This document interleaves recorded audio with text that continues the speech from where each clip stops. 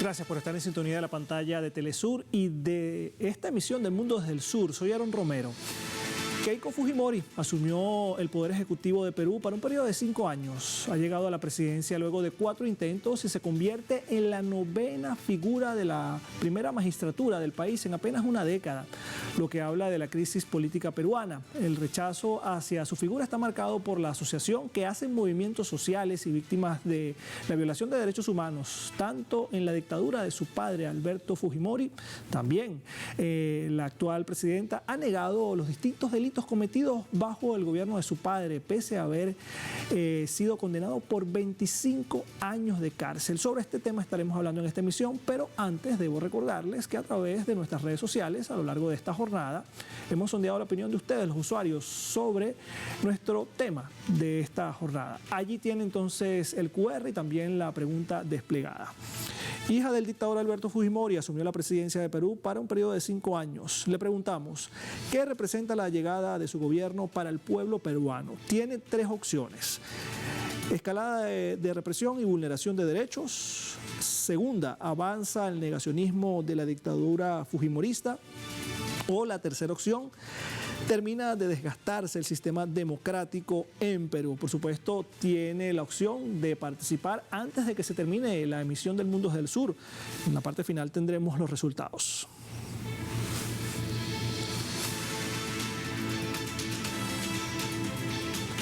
Y para abordar este tema, de inmediato tenemos a Gabriel Cabrera, él es sociólogo, analista político. Gabriel, bienvenido a la pantalla de Telesur. ¿Qué tal? Muchas gracias por la invitación. Un saludo a toda la audiencia de Telesur. Gabriel, recordar un poco también lo que pasó durante esta jornada. Keiko Fujimori asumió la máxima jefatura del Ejecutivo peruano, representado por el retorno al país de una figura que en el pasado estuvo involucrada con la violación de derechos humanos. Gabriel, ¿qué significado tiene este retorno del fujimorismo para la democracia peruana y también para el pueblo en general? A ver, en realidad es un retorno relativo porque la señora Keiko Fujimori y toda su corriente política, si se puede decir de una manera, todo su grupo político y de poder ha venido copando los diferentes espacios y poderes del Estado desde el año 2016 de manera progresiva, sobre todo a través del control de facto del Congreso de la República, cosa que se ha venido agravando en los últimos años, incluido un golpe de Estado contra un presidente y una serie de vacancias irregulares. De hecho, la señora Keiko Fujimori ha estado gobernando el país tras bambalinas en los últimos 3 años y medio, después del 7 de diciembre de 2022, con presidentes que obedecían claramente a su mandato, como era Dina Boluarte, José Gerí y el último Balcázar. Lo que está ocurriendo el día de hoy es que se está de alguna manera evidenciando, legalizando, si queremos decirlo así, entre comillas, ¿no es cierto?, desenmascarando quién ha sido la verdadera persona que ha gobernado el país, obviamente no sola, sino con una serie de aliados, tanto políticos como de otros poderes, pero que han sido comandados sobre todo por el fujimorismo de la señora Keiko Fujimori. Ella está legitimando de alguna manera para algunas personas, no para todas ciertamente, y no para la mayoría del país, su mandato con esta elección presidencial que además está acusada, ha sido observada por una serie de graves irregularidades que se han cometido, que todo indica que ha habido un acto de fraude. Entonces, eso es lo que está pasando el día de hoy. Se está culminando, se está consumando una acumulación de poder que incluye el control absoluto de todos los poderes del Estado, violando la supuesta equilibrio de poderes que se dice defender, ¿no es cierto?, a través de esta elección presidencial, donde además hay un control otra vez del Congreso que se ha vuelto a ser un Congreso con 2 cámaras, a pesar que el pueblo peruano abrumadoramente hace pocos años votó contra la bicameralidad, pero el Congreso de la República en este último proceso de dictadura violó digamos, no hizo caso de ese mandato y volvió a la bicameralidad, y ahora se controla este Congreso bicameral, sobre todo a través del control del Senado, que tiene un poder casi absoluto. Eso significa el ascenso de la señora Fujimori, entonces sería como una especie de nueva etapa de un proceso dictatorial antidemocrático que se ha venido acumulando en los últimos años, y que además es la principal responsable de la crisis política que vive el país, ¿no es cierto? Señor Gabriel, fíjese, no solamente se trata del ascenso, como bien dice, de Keiko Fujimori al Poder Ejecutivo durante esta jornada del día 28 de julio, sino la forma en la que llegó también en unas elecciones también bastante cuestionadas en cierta forma y rechazadas por el segundo candidato que resultó entonces más votado en esta elección, Roberto Sánchez. Hablamos también de un proceso electoral cuestionado por la situación que pasó con el voto en el extranjero. ¿Qué puede decirnos de esto también, Gabriel? Efectivamente, en realidad el fraude se ha venido, o digamos, situación irregular que evidentemente es para operar un fraude, se ha venido dando desde el año pasado cuando se empieza a inhabilitar de manera ilegal e inconstitucional a una serie de posibles candidatos que podían ser adversarios de Keiko Fujimori. Otra de las estrategias que se usó para poder ganar irregularmente las elecciones fue la dispersión de votos, admitiendo una serie de candidaturas que no tenían los requisitos mínimos, ¿no es cierto? O no tenían todos los requisitos, que representaban en gran parte muchos candidatos de la misma opción para confundir y dividir el voto. Y finalmente lo que se operó después de la primera vuelta fue con el aliado de Keiko, que es Rafael López Aliaga, ambos de la ultraderecha, dentro de toda esta corriente que hay ahora a nivel latinoamericano y mundial, fue cuestionar y presionar tanto al presidente de la oficina electoral, que se le obligó también de manera ilegal a renunciar, cuando él estaba prohibido de renunciar durante un proceso electoral, y finalmente poner sus fichas claves en esos poderes electorales. Son dos instituciones que son las que administran el proceso electoral en el Perú. Poner sus fichas claves para poder garantizar una segunda vuelta con irregularidades, que finalmente se concretó con una disposición legal también irregular que le quitaba todo requisito de custodia y de garantía del voto en el extranjero, ¿no es cierto? Se dijo que no era necesario digitalizar los votos que se hacían en el extranjero, entonces simplemente se tenía que traer los votos del extranjero al Perú sin ningún tipo de custodia mínima, y se demoraron más días de lo normal en llegar a esos votos, y todo parece indicar que ahí hubo irregularidades, que es lo que justamente denunció desde el principio el candidato Roberto Sánchez y gran parte de la ciudadanía peruana. Entonces, es una presidenta que ha llegado al poder con estas irregularidades, ¿no? Y que justamente eso le quita legalidad y también legitimidad ante el pueblo, que por cierto, para lo que son los votos dentro del territorio nacional, ganó Roberto Sánchez. O sea, la diferencia la hizo ese voto en el extranjero, de esa manera que estamos diciendo que se ha dado, ¿no es cierto?, con esas irregularidades. Entonces, eso le quita, como decimos, eso le otorga esa debilidad al gobierno fujimorista, que además es un poder que, si bien es cierto, ha ganado poder en las altas esferas, ha perdido en gran parte la popularidad que tenía en años anteriores, ¿no? Popularidad, digamos, en los sectores populares, a pesar que tiene todavía un sector que la apoya, pero que es un sector minoritario. Señor Gabriel, fíjese, mientras se estaba realizando el acto de juramentación de la presidenta Keiko Fujimori en Perú, se daban también una serie de protestas. Vamos a compartir, y no sé si me permita un momentico compartir esta información. Tras la juramentación de Keiko Fujimori como presidenta de la República, bueno, organizaciones sociales, colectivos de derechos humanos, familiares de víctimas salieron masivamente a las calles bajo el lema "Keiko no me representa". Importante esto. Mientras la cuestionada mandataria completaba los actos protocolares y pronunciaba su primer discurso a la nación en el Congreso para detallar los ejes de su gestión para el periodo 2026-2031, 5 años, la ciudadanía se concentraba desde tempranas horas partiendo del Palacio de Justicia en Lima. Bueno, la movilización nacional se articuló en defensa de la memoria, la verdad y la justicia, recordando también a las víctimas de las masacres recientes y manifestando un profundo rechazo al retorno del fujimorismo al poder debido a los graves crímenes y la corrupción del régimen de su padre, Alberto Fujimori. Los manifestantes exigieron la inmediata derogación de las leyes de impunidad, marcando el inicio de una férrea vigilancia ciudadana. Fíjese, Gabriel, vemos a movimientos que salieron a las calles durante esta jornada, no solamente quienes padecieron del régimen de Alberto Fujimori en los 90, sino también durante el gobierno de Dina Boluarte. ¿Qué le espera a estos movimientos sociales que han sido víctimas de estos dos sistemas de gobierno, tanto durante la dictadura de Alberto Fujimori en los 90 y como Dina Boluarte? ¿Qué pueden esperar entonces estos pueblos para resarcir la justicia después de haber sufrido violaciones de los derechos humanos? Bueno, de parte del nuevo gobierno creo que no hay ningún tipo de esperanza, ¿no? O sea, de que haya una respuesta porque justamente el gobierno está presidido por algunos de los actores que favorecieron, que incitaron y que blindaron a las muertes ocasionadas en primer lugar en el año 2022-2023 y por supuesto también las que se ocasionaron en el gobierno de Alberto Fujimori, en los gobiernos de Alberto Fujimori en los años 90, ¿no es cierto? Entonces, o son ellos o sus descendientes, por decirlo así. Entonces no se espera, digamos, no se espera resultado mayor y más bien se fomenta la impunidad. Ojo, la impunidad se ha fomentado ya con leyes que se han dado en la dictadura que ha durado hasta el día de hoy. Por ejemplo, proscribiendo los delitos de lesa humanidad desde el año 2000 para atrás, pero también, y esto hay que denunciarlo porque es muy importante y tiene que considerarse a nivel internacional, se acaban de dar el Congreso de la República que está saliente, que acaba de salir, hace un par de semanas, un poco más de un mes, perdón, una ley que da la impunidad a la policía, a las Fuerzas Armadas para que puedan actuar con el uso supuestamente legítimo de la violencia ante cualquier acto que consideren delictivo, porque serían juzgados, si supuestamente se ha cometido un exceso, en el fuero militar y no en el fuero civil.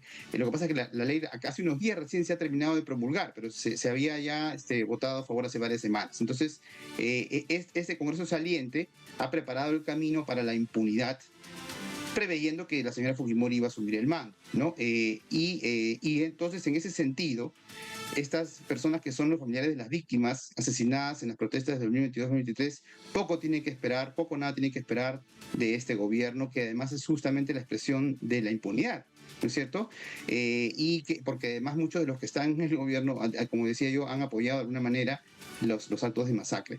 Entonces, lo que queda al pueblo peruano, y además que se ha expresado el día de hoy en la movilización que ha habido, es la lucha para resistir y contener estas medidas represivas, antipopulares en todos los campos del quehacer nacional, porque también viendo el gabinete ministerial que acaba de ser nombrado, es un gabinete con un perfil claramente de derecha, con inclusive algunos personajes políticos que hacía muchos años ya se les consideraba, vamos a decir así, cadáveres políticos, ¿no? O sea, que representan los sectores más conservadores del país.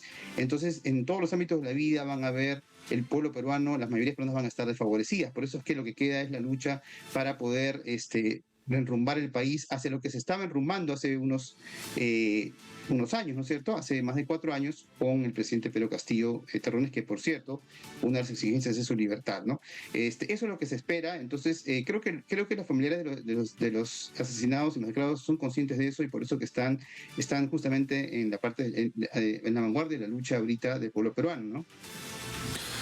Gabriel Cabrera, sociólogo, analista político, te damos las gracias por acompañarnos en esta parte del mundo desde el sur y por supuesto deseándole lo mejor al pueblo peruano en medio de esta complicada situación. Recordar también que durante los últimos 10 años esta ha sido la figura presidencial número 9, es decir, la crisis política puede que a lo mejor se sostenga, por supuesto el pueblo peruano también tendrá la última palabra. Gabriel Cabrera, gracias por acompañarnos en este mundo desde el sur. Muchas gracias a ustedes, un abrazo. Nosotros marcamos una primera pausa en el programa, pero también recordarles que tiene tiempo de participar en esta encuesta que hemos publicado a través de nuestras redes sociales. Allí tiene el código QR para que, por supuesto, se sume su opinión a esta encuesta. Estamos, por supuesto, abordando la toma de asunción de la presidenta Keiko Fujimori en Perú. Ya volvemos con más.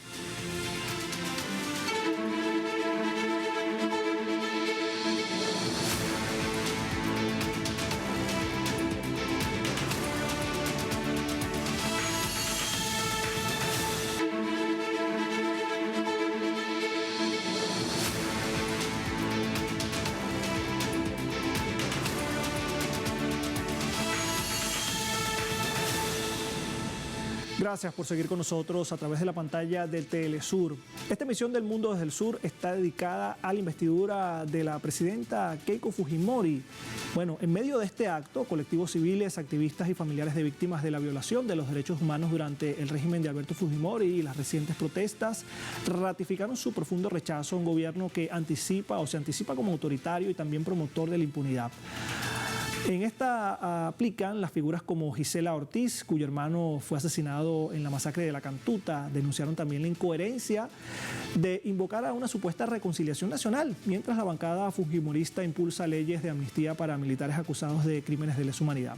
Ante la reivindicación del polémico mandato paterno y la negativa de asumir la responsabilidad judicial por los delitos cometidos, la Asociación de Víctimas de las Protestas de los años 2022 y 2023 también convocó a una masiva marcha de protesta, marcando el inicio de una férrea vigilancia ciudadana frente al retorno del clan del poder central.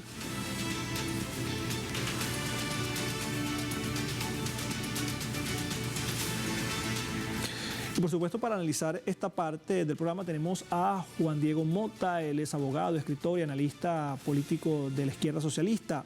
Juan Diego, bienvenido a la pantalla de Telesur. Buenas noches, atento a vuestras preguntas. Juan Diego, bajo el gobierno actual de Keiko Fujimori, en cierta forma, ¿qué puede esperar el pueblo de Perú?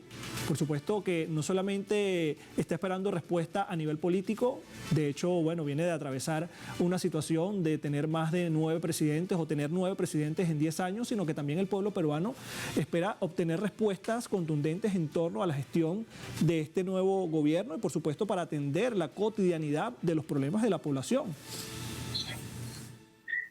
Bueno, lo que el pueblo peruano, lo que nosotros, lo único que podemos esperar es la profundización del modelo económico neoliberal, la crisis o la continuación de la destrucción de la democracia y la institucionalidad burguesa, porque es eso lo que está en crisis, así como más medidas populistas y represivas, que fue lo que ha caracterizado los últimos años de esta dictadura que se instaló con el golpe parlamentario propiciado el 7 de diciembre del 2022 y que fue dirigido por quien ahora usurpa ese cargo o quien funge como presidenta, ¿no? La señora Keiko Fujimori.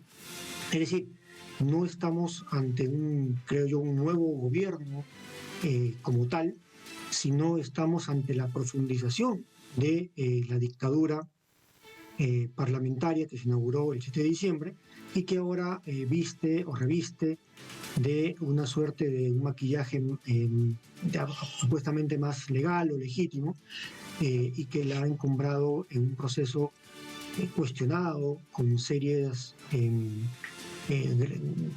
acusaciones de fraude, ¿no es cierto? Y que la han colocado como presidente. Entonces, ese es el escenario que estamos viviendo, insisto, estamos en una nueva etapa de esta dictadura, de este golpe parlamentario, hoy institucionalizado a través de el copamiento de una serie de instituciones como el Jurado Nacional de Elecciones o la Oficina Nacional de Procesos Electorales, OMPE, que dieron legitimidad a un proceso que a todas luces ha sido cuestionado. Juan Diego, ahora que bien mencionas todos estos elementos, recordar también que en una de las postulaciones de Keiko Fujimori, por ejemplo, en una entrevista con Radio Programas del Perú, recordar esto, ¿no? Que de cara, por ejemplo, a un tercer intento, este fue el 4º intento para la presidencia de Perú. En el año 2021, bueno, Keiko Fujimori, hoy presidenta, había reconocido que el mandato de su padre, Alberto Fujimori, había sido autoritario en determinados momentos. Es decir, dijo que no fue dictatorial, pero sí en determinados momentos autoritarios. Descartaba tajantemente que se tratara de una dictadura. Consultada también sobre el golpe de Estado del 5 de abril del año 1992. Recordar también que Keiko Fujimori afirmaba que la disolución, por ejemplo, del Congreso había sido un hecho absolutamente irrepetible y que no debía de volver a suceder en el país. Por otro lado, también en ese momento, en 2021, recordar esto, Fujimori admitía durante la entrevista que su bancada cayó en un círculo vicioso de confrontación cuando tuvo mayoría parlamentaria. Ahora bien, ¿cómo interpretar entonces esta diferenciación que hace o que hacía en el año 2021 Keiko Fujimori sobre lo que representó el gobierno de su padre, Alberto Fujimori, al decir que no era dictadura, sino que de momentos era autoritario? ¿Cómo sacar la diferencia, por ejemplo, en un gobierno de Alberto Fujimori que estuvo responsabilizado de ejecutar masacres, de también llevar a cabo esterilizaciones forzosas en contra de mujeres campesinas e indígenas y tratar de llamar a una especie de reconciliación en el año 2026 con este pasado, negando el pasado autoritario, negando el pasado dictatorial, quise decir, de su padre, y también tratando de suavizarlo, diciendo que de momento fue autoritario. ¿Cómo entender esto? Bueno, para entender las declaraciones de la señora Keiko Fujimori es necesario echar mano pues, a un análisis casi psiquiátrico, ¿no? La señora cae en contradicciones y en esquizofrenia, podríamos decir, política muchas veces. Pero finalmente está la memoria y están los hechos. Su padre, el señor Fujimori, Alberto Fujimori, fue sentenciado por tribunales nacionales a 25 años de prisión por los casos de violación de derechos humanos masivos, ¿no? Los casos principalmente de La Cantuta y Barrios Altos fueron los casos más emblemáticos, además de secuestros a periodistas, incluso empresarios. Por supuesto no fueron los únicos casos de violación de derechos humanos, pero fueron los que se obtuvieron sentencia, ¿no? De manera más pronta, antes de que el señor muera. Además, hubo una serie de procesos y sentencias por temas de corrupción y peculado. 15 millones de soles fue lo que él ordenó que se pague desde el erario nacional a su compinche, Vladimiro Montesinos, jefe del Servicio de Inteligencia, por una suerte de compensación de tiempo de servicio, completamente ilegal. 15 millones de soles también fueron los que destinó del erario nacional, dejando de construir hospitales, colegios, etcétera, para la compra de senadores, congresistas de oposición, que se vendieron al mejor postor. Eso además quedó grabado por los videos que el mismo Montesinos hacía para luego chantajear a los que eran comprados y que se difundieron a la prensa. Además, está sentenciado por haber comprado la plana editorial de numerosos medios de comunicación en ese momento. Medios de comunicación que hoy le dan sostenimiento a la campaña, le dieron sostenimiento a la campaña de su hija y a este nuevo gobierno, además de haber comprado encuestadoras y, bueno, en fin, todo lo que se pudo haber comprado en esa época se hizo. Hay sentencias sobre eso y entonces no se puede decir pues que estemos tratando frente a un gobierno o un legado de su padre democrático o que ha estado al servicio de los intereses del pueblo. Totalmente falso. Y eso lo tenemos que recordar siempre los peruanos. Y con respecto a lo que ella ha dicho y ha venido diciendo incluso ahora en su discurso de asunción al mando, pues es una sarta de contradicciones, mentiras y mucho populismo, que creo que van a ser una de las características de este gobierno, ¿no?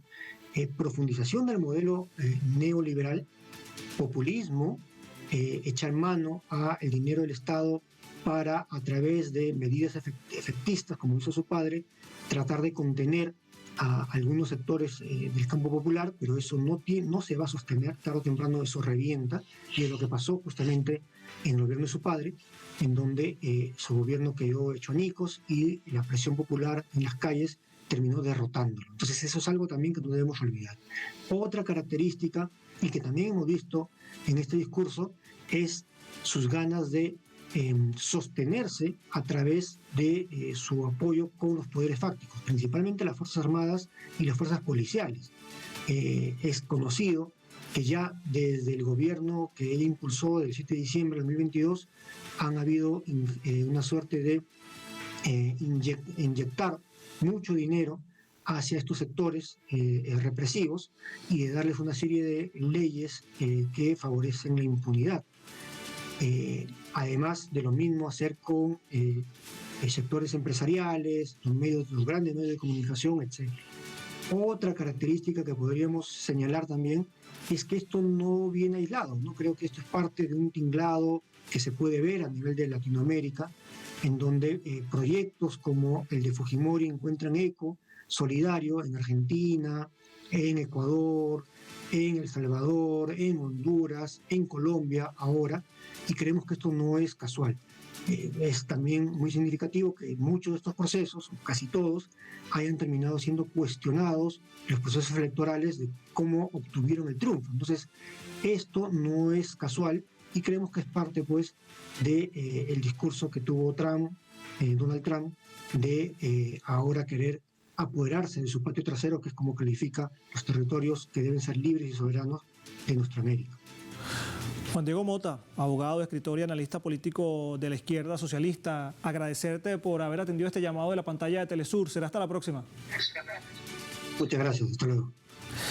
Y nosotros ya en la parte final de esta emisión, por supuesto, vamos con los resultados de nuestra encuesta de esta jornada. Ya los va a tener allí en pantalla. Bueno, estamos hablando de la hija del dictador Alberto Fujimori en Perú, que asumió la presidencia durante esta jornada por un periodo de 5 años. Le preguntábamos a usted, audiencia de Telesur, ¿qué representa la llegada de su gobierno para el pueblo peruano? La opción más votada, escalada de represión y vulneración de derechos, con el 55%. La segunda opción más votada, con 29%, termina de desgastarse el sistema democrático en esta nación suramericana, en Perú, y 16% avanza el negacionismo de la dictadura fujimorista. Gracias, audiencia de Telesur, por estar atentos a esta pantalla y por haber participado. Será hasta la próxima.